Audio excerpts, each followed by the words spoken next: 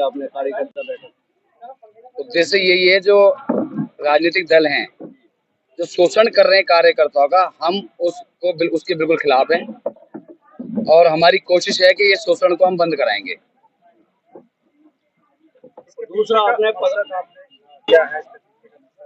देखिए, हमारा सीधा सीधा मकसद कोई घुमा फिरा के नहीं है। सीधी बात है कि काम उसी दल में होगा जो हमारे जो कार्यकर्ता हैं, उन सभी कार्यकर्ताओं की जो तनख्वाह देगा, सैलरी देगा, अब सिर्फ उसी दल में काम होगा।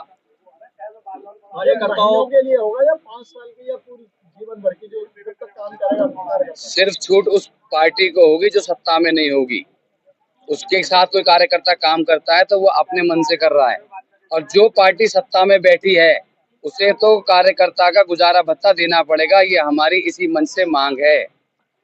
कार्यकर्ता बैठा, जो कार्यकर्ताओं को आपने पगार की बात करी है, तो पहली बार ऐसा हुआ है हिंदुस्तान के अंदर जो पगार देंगे आप, क्या कहेंगे इसके बारे में?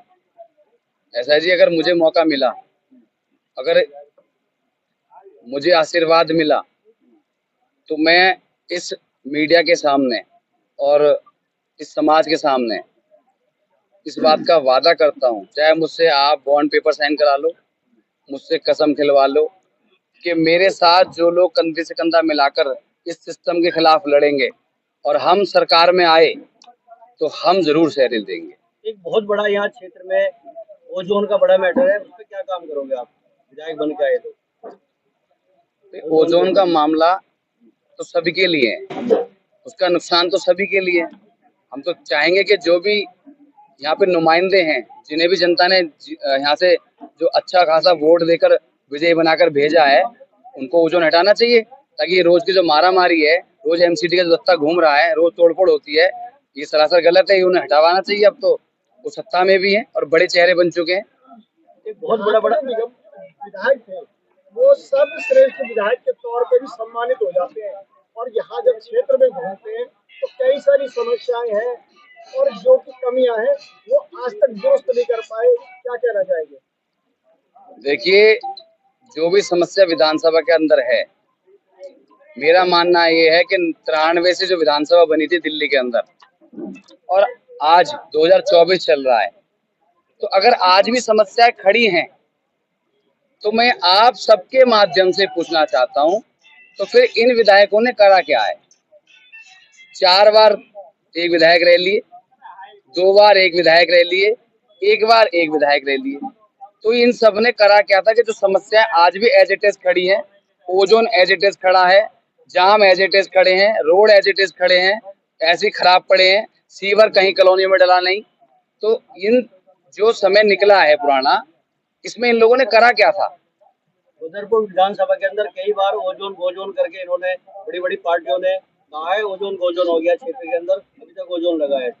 देखिए, मैंने उसका जवाब दे दिया ओजोन का पूरी तरीके से, कि ओजोन खत्म होना चाहिए। जी, पुराने सामाजिक कार्यकर्ता है और काफी पार्टियों से जमीनी स्तर से जुड़े रहे और काफी साल से आप सोशल एक्टिविस्ट के तौर पर भी बहुत आपने वर्क किए। आज आपका पूरा स्पीच एक जज्बाती स्पीच आपने दिया है, और मैं जहाँ तक समझता हूँ कि किसी भी राजनीति के गैर राजनीतिक दल की तरफ से दिया गया एक ऐसा स्पीच जिसमें कार्यकर्ताओं का दर्द आपने अपनी जबान से सुलगाया है, तो बहुत अच्छा आपका ये जो आपने बारे में अपनी राय पेश की।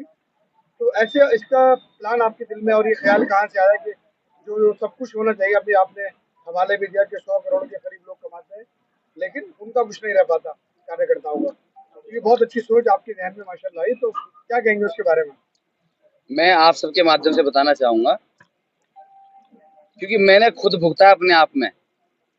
मैं 2007 से किसी ना किसी बैनर तले किसी ना किसी के लिए काम करता चला आ रहा हूँ, लेकिन मैंने उसका जब निचोड़ निकाला तो ये निकाला कि मैं अपने, अगर मैं सिर्फ इतने लंबे समय के चाय के पैसे जोड़ लूँ ना, तो मेरा भरपाई नहीं कर सकते ये लोग, जितनी मैंने इन लोगों के लिए सिर्फ चाय पिलाई है अपने ऑफिसों में, अपने कार्यालयों में बैठकर, सिर्फ इन लोगों के लिए मेरा कोई फायदा आज तक नहीं हुआ। तो इसी से मैं तो चलो उस परवरदिगार का, उस खुदा का, उस भगवान का, ईश्वर का, वाहिगुरु का, कि उन्होंने मुझे इस लायक नवाजा, तो मैंने ये काम कर लिया कि इनके लिए रात दिन काम भी किया, मेहनत भी की, इनका झंडा उठाया, और जो मेरे पे सेवा थी, जो सुविधा थी, उसके मुताबिक मैंने लोगों की सेवा भी की। वो तो मैं झेल गया, लेकिन जो लाखों लोग ऐसे हैं जो बेचारे अपना सब कुछ गिरवी रख देते हैं इनके चक्कर में, खाने खराब हो जाते हैं, बर्बाद हो जाते हैं, वो ना घर के रहते हैं ना घाट के। तो वो सारा मैंने सिनेरियो पहले दिन से देखा हुआ है, इसलिए ये सारी चीजें मेरे दिमाग में बहुत लंबे से चल रही थी। दिल और दिमाग ने काम शुरू किया, अंदर से जज्बात पैदा हुए तो हम ये फ्रंट पे आए हैं।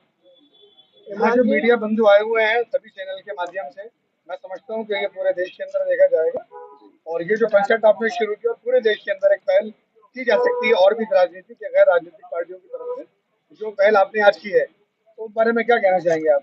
मैं चाहता हूँ कि जितने भी राजनीतिक दल सत्ता में हैं, चाहे वो हिंदुस्तान के किसी भी स्टेट से हैं, अगर वो सत्ता में है तो उनको अपने कार्यकर्ताओं की सैलरी ओपन कर देनी चाहिए, घोषित कर देनी चाहिए। और गवर्नमेंट का एक क्राइटेरिया है, मिनिमम 18,000 रुपए सैलरी। हम नहीं कहते वो 1,00,000 रुपए दे, लेकिन कम से कम एक कार्यकर्ता को, बूथ स्तर के कार्यकर्ता को कम से कम 18,000 रुपए तो मिलने चाहिए। ये जायज है या नहीं है? सरकार कह रही है नहीं कह रही? ये आपने बहुत अच्छी बात कही है, होना भी ऐसा चाहिए था और बहुत पहले हो जाना चाहिए था। मगर मैं एक बात पूछूंगा, आगे विधानसभा के चुनाव है 4 महीने बाद में, जी आपके यहाँ के विकास के लिए जो पिछड़ गया है जी। बदरपुर विधानसभा, उसकी विकास की रूपरेखा कैसे बनाएंगे और क्या करेंगे?